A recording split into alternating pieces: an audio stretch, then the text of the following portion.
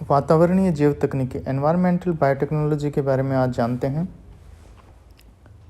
Microbes हैं जो सूक्ष्मजीव हैं, ये सभी जगह पाए जाते हैं, आप जानते हैं।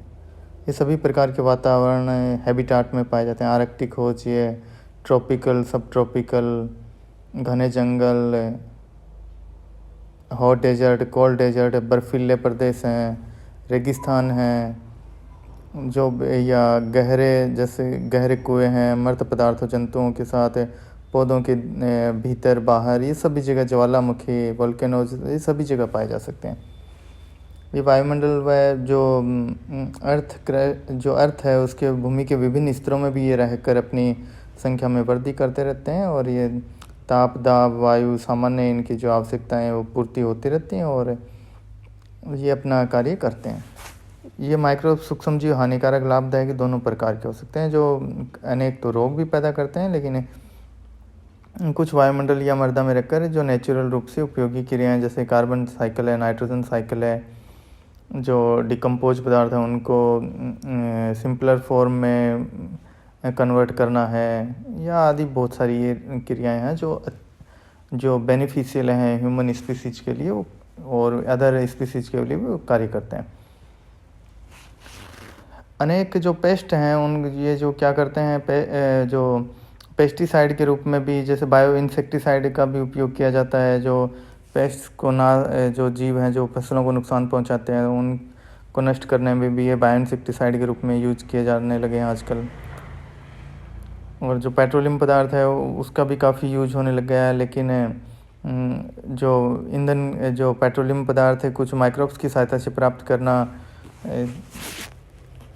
या फिर कोई फ्यूल को प्राप्त करना है किसी माइक्रोब्स की सहायता से, ये भी एक इनमें शामिल है।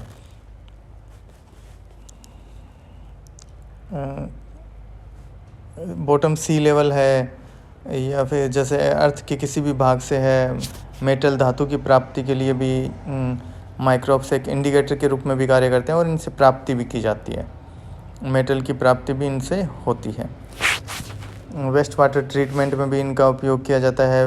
और नॉर्मली तो क्या करते हैं, एनवायरनमेंट को माइक्रोब से फ्री रखने के लिए वैक्यूम क्लीनर, अल्ट्रावायलेट रेज हैं, केमिकल्स हैं, कुछ टेम्परेचर है, या जो और भी लेमिनर एयर फ्लो है, कुछ साइंटिफिक अपैरेटस भी हैं, उनका भी यूज किया जाता है।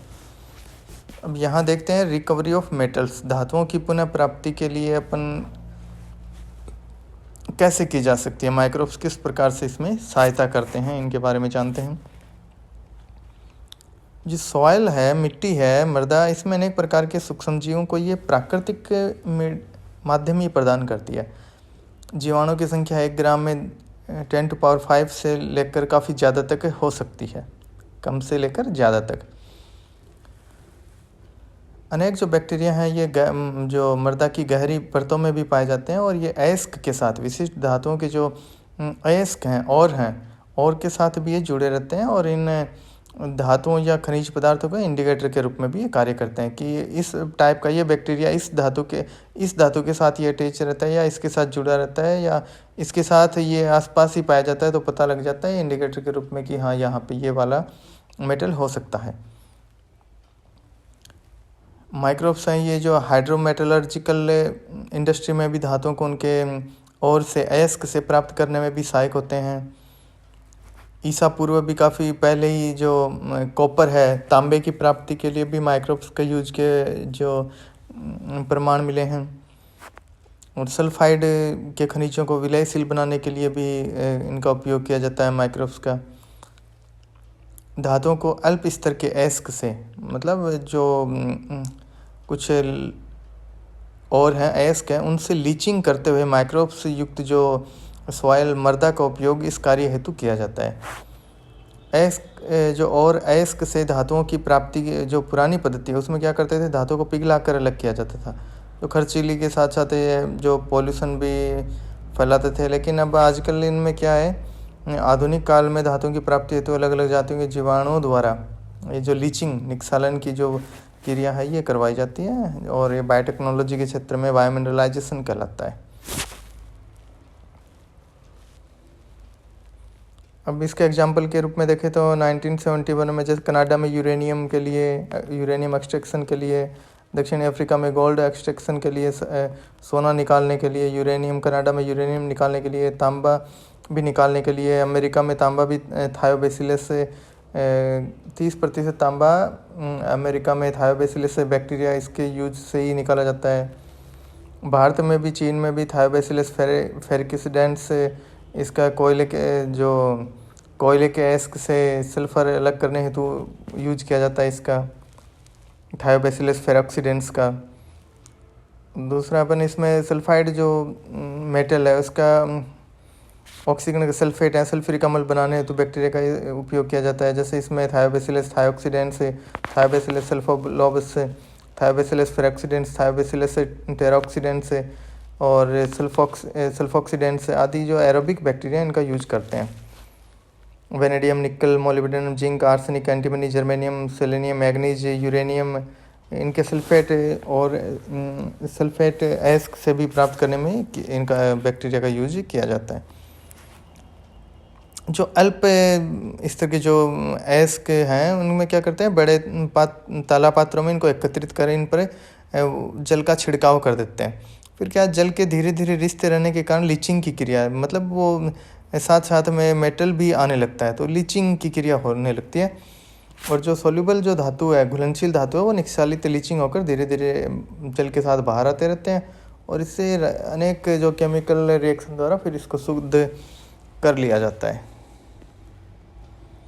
यह लीचिंग सॉल्यूशन निक्षालित विलयन क्या है, तालाब में पैंदे पे एकत्रित हो जाता है और विद्युत प्रवाह कर इसमें एक छोर पर कॉपर को या तांबे को जैसे प्राप्त कर लिया जाता है। इनको बायोअब्सॉर्प्शन फिल्टर का यूज भी किया जा सकता है इसके लिए। जैसे एक फैमिली साइडेरोकैप्सिसी के जो बैक्टीरिया अपने क्या करते हैं, इसमें अपने कैप्सूल में जो बाहर है बैक्टीरिया के चारों जो कैप्सूल है उसमें आयरन है, मैग्नीज ऑक्साइड ये एकत्रित कर लेते हैं और जिससे ये अधिकतर ये लोहा युक्त है, आयरन वाटर में लोहा युक्त जल में रहते हैं, जिससे धातुओं की प्राप्ति करने में भी आसानी रहती है। दूसरा जो आयरन बैक्टीरिया फेरिक हाइड्रोक्साइड से ये संतृप्त रहते हैं, जिसमें क्या होता है, जिस जल स्रोत में ये रहते हैं इसके में तल पर ये लोहा इसका ढेर लग जाता है और जहाँ से लोहा इसका ये प्राप्त किया जा सकता है। इसी प्रकार जो तांबे के एस्क से बायोलीचिंग तकनीक से तांबा प्राप्त करने हेतु थायोबैसिलस फेरोक्सिडेंस से ये कीमोलिथोट्रोपी जो बैक्टीरिया है इसका यूज किया जाता है। इसे रॉक ईटिंग बैक्टीरिया भी कहते हैं। आयरन सल्फर बैक्टीरिया है जो क्या है, ये सल्फर है इसका FeS2 इस पर क्रिया करके और जो फेरस को आयनिक अवस्था में ये जो पृथक कर देता है और फेरिक में रूपांतरित कर देता है इसको। इस प्रकार से H2SO4 भी बनाया जाता है। तो ये अनेक प्रकार से थायोबैसिलस फेरोक्सिडेंस है, इसका उपयोग कनाडा में यूरेनियम की प्राप्ति के लिए, दक्षिण अफ्रीका में सोना गोल्ड प्राप्त हेतु भी इसका किया जाता है। राइजोपस बैक्टीरिया के यूरेनियम है इसकी या परमाणु भट्टियों से जो अपशिष्ट को ये शुद्ध करने की इसमें भी कैपेसिटी पाई जाती है। जो स्यूडोमोनास बैक्टीरिया है इसका कोबाल्ट, लेड, निकिल, पारा है, मरकरी जो एंटीमनी के इसको शुद्ध धातु प्राप्त करने में इसका उपयोग किया जाता है। इस प्रकार से अनेक प्रकार के जो बैक्टीरिया हैं वो जो काम में लिए जाते हैं।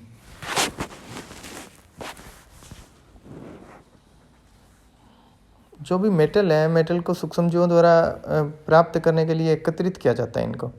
कुछ जीवाणु जो मृदा में पाए जाते हैं, सोने चांदी के जैसे सोना है, चांदी है, उसको नदी के पैंदे में एकत्रित होने में ये सहायक होते हैं। वेनेजुएला, अलास्का में क्या है, वहाँ एक विधि से धातु प्राप्त होने के प्रमाण मिले।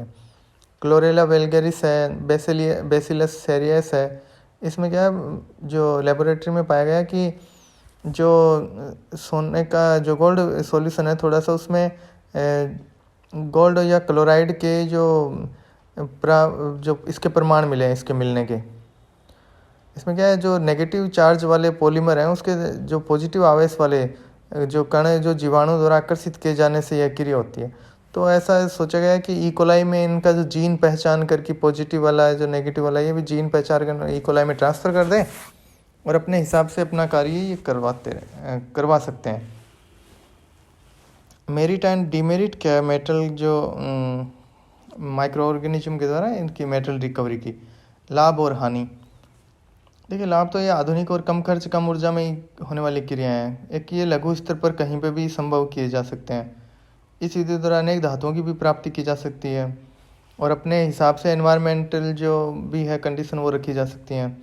खनन स्थल जो माइनिंग साइट है उसी पर ही इनका खनन स्थल पर ही इनका किया जा सकता है। बड़े बड़े कारखानों की आवश्यकता नहीं होती, कम लागत पर ये हो जाता है। प्रदूषण नहीं फैलाते ज़्यादा। लेकिन दूसरा एक धीमी गति से होने वाली क्रिया है और जो निश्चित टेम्परेचर है, जो जीव उस बैक्टीरिया के लिए, जीव के लिए पीएच है वो होना ज़रूरी है। जीवाणु को जीवित रखना ये आवश्यक है, इसमें अत्यंत आवश्यक है। धन्यवाद।